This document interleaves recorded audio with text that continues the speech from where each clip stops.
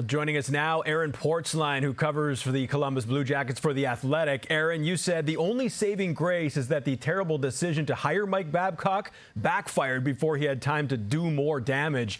Just how troubling was this hire by the Blue Jackets? I think there was a lot of concern at the time when they hired him. It was a controversial hire for sure. A lot of Blue Jackets fans not happy with it. A lot of people around the NHL disappointed that this is the direction they went. I think the players started to embrace it. I think the organization was hoping that Mike Babcock had changed his ways. Really, what we've seen over the last week was just kind of a continuation of some of the issues he had at the end of his time in Toronto, or that became a public at the end of his time in Toronto.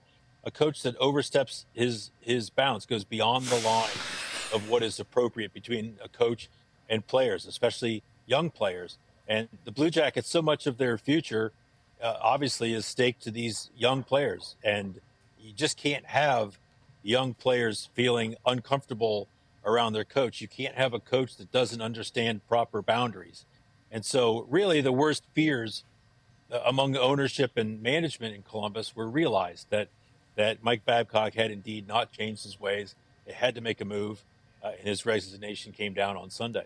Now, based on how this played out, do you think this latest incident here will be the end of Babcock's career as an NHL head coach? I mean, not for me to say. All it takes is one organization to decide to give him yet another chance. But I would think that would be a very difficult hire to justify now. I don't think, and I was interested that Jarmo Kekalainen said as much today in his meetings with the media. He doesn't think that Mike Babcock thinks he did anything wrong. And while that might be Mike Babcock's best defense in this, it's also really the worst explanation, because it shows that no lessons were learned from the things that caused him to run aground in Toronto with the Maple Leafs. General Manager Jarmo Kekalainen, you just mentioned him, said he apologized to the team this morning for hiring Babcock. Is an apology enough in this case? Yeah, it didn't stop there. He basically said we have to do a better job. John Davidson, the president of hockey operations, owned it. Said we made a mistake. We made a big mistake. Apologized for it. They're clearly distancing themselves from Babcock. Interesting that an hour before media day today, the Blue Jackets ownership group, which tends to stay out of these matters and likes to sort of stay in the background and let hockey people do hockey things, made a statement today that they're deeply frustrated and disappointed by what has occurred, and that they've got their eye on the Blue Jackets this year. They've been promised dramatic improvements on the ice, and while the statement stopped short of making threats as to what might happen if they didn't play well, it clearly was an ominous statement by an ownership, again, that rarely has things to say publicly. Now, we also heard Boone and Johnny Gaudreau come to the defense of Babcock before others made it clear to the NHLPA that they were not okay with his actions. Is the removal of Babcock enough to help this team move on from this, or could it possibly fracture the room, you think, Aaron? Yeah, that question was asked to them. Now, in defense of those players, they made statements based upon their interactions with Babcock. And a really good question here that we may never get the answer to, although I think a lot of people feel like they know that this is the case, that their interactions with Mike Babcock as veteran players was different than the interaction that young players had with Mike Babcock. That the young players were maybe not empowered to say, no, you can't look at my phone. That's a personal effect here. I'm not going to just turn it over to you. The veteran players didn't take it that way, or their situations were handled differently.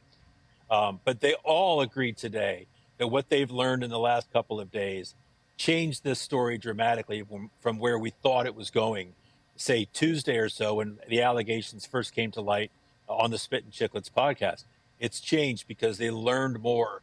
They heard from teammates who didn't just take it as an innocent, if awkward, interaction with the coach.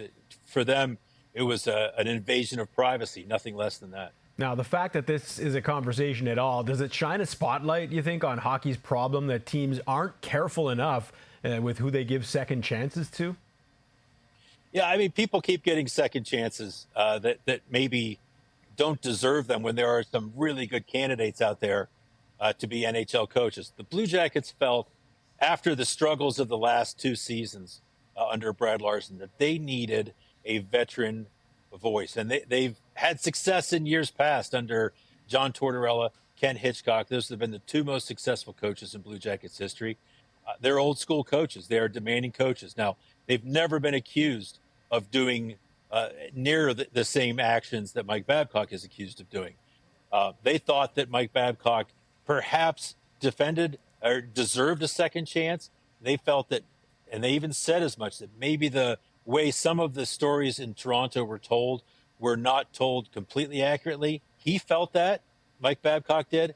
I think if nothing else, they've learned that their vetting process here was not good enough, and that maybe instead of talking to only people who defend your idea for who the next hire is, you need to talk to people who don't think it's a good idea and listen to them, because they clearly made a mistake here. All right, Aaron Portzline from The Athletic. Thanks for this.